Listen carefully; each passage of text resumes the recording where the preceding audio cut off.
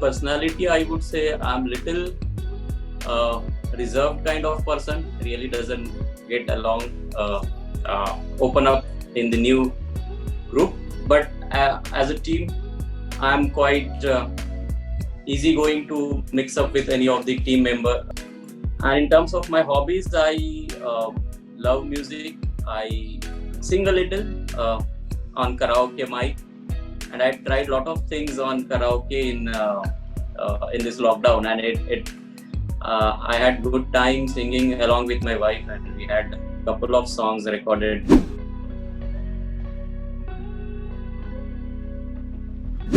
So I started my career, career in Mahindra Sustain as an electrical design engineer. So I joined in 2011, and I was looking after only AC side electrical engineering based on my previous experience of electrical power distribution systems.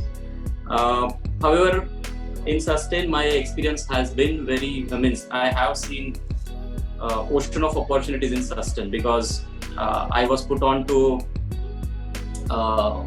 civil and structural design engineering. So I thank my management for seeing that kind of capability within me, and they gave me opportunity to work on these aspects, which was a quite learning experience. And I'm thankful to my then manager, Mr. Basant Jain, and then my peers like Shantanu, Ankit, Praveen, or Ram, and even the consultants who helped me a lot in becoming from an electrical engineer to the head of engineering. So in terms of consultants, I would take name of Mr. B. Suresh, who is from MES, Mr. Ramesh Meghrajani, who was our consultant for structural things. So I think these are the people who contributed a lot.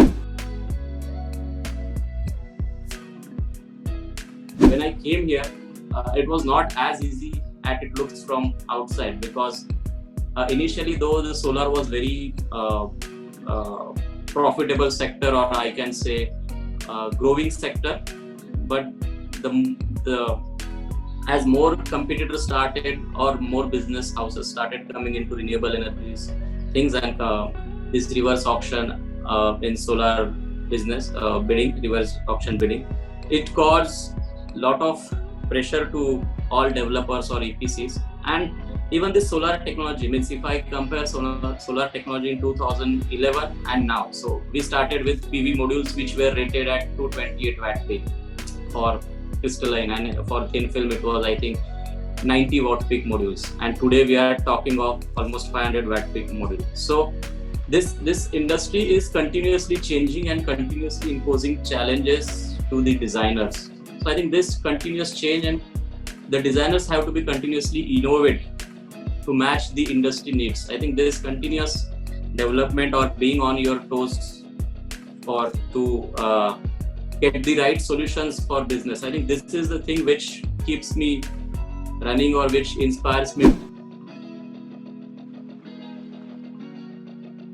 So the biggest moment, I would say, I was leading electrical function, and then we had dedicated structural and civil engineers, and somehow they resigned, and then there was no one to take care of those things. And even when these engineers were with us, we had external consultants to do designs of this for this solar plant, civil and structural.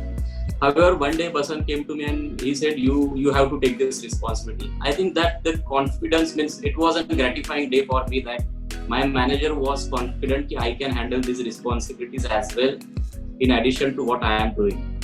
So I think that was the day when I felt very enlightened, I can say, or gratified. I have created that kind of confidence in my manager's mind. So I have heard this story of Lord Ganesha long back when I was in school, when my teacher told us, our teacher told us about how a leader should be, and he expressed all the aspects of Ganesha with respect to leadership, or individuals' leadership. So, wherein it starts with his ears. It says like a leader should be in such a person who knows everything about his team and his teammates. Anything, small thing happening within his team, the leader should be able to read it without anyone telling it to him. Then with the big head of the God Ganesha, Lord Ganesha, which comes with the leader should be intelligent also. He should be at least notch ahead of his complete team. Otherwise, his team won't respect him. Then it comes to the broken tooth of Lord Ganesha, one broken tooth. So it says like 98% you should believe on yourself. Maybe 2% you can leave it to God's mercy, but 98% you should, rather I would say 100%. But the story goes that way. Like you should also be not complacent of that you achieved everything. It's that Lord or God which gives you those opportunity to achieve whatever you are achieving. Then when it comes to the stomach of Lord Ganesha, which is huge, and it says like whatever happens in your team, you should digest it. So for failures, you are the responsible. For success, your team is the responsible. I think these are the 3-4 attributes of a good leader, which I look up to, and I like to become like that way. I would say something about keep your eyes and ears open wherever you are, and there are a lot of things to be learned by seeing and hearing the things.